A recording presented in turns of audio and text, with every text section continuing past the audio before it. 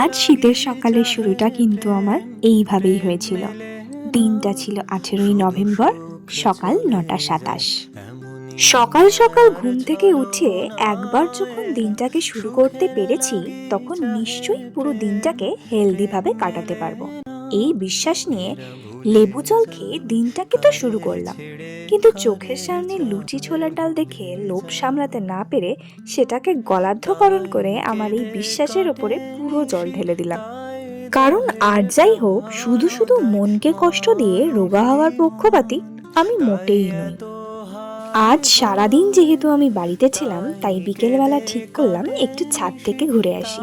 এতে নিজের সঙ্গে কিছুটা সময়ও কাটানো হবে। ছাদ থেকে ঘুরে এসে মুড়ি মাখা খেতে খেতে আমি তো এডিটিং এর কাজটা কমপ্লিট করছি, আর তোমরা ততক্ষণ চ্যানেলটাকে সাবস্ক্রাইব করে দাও।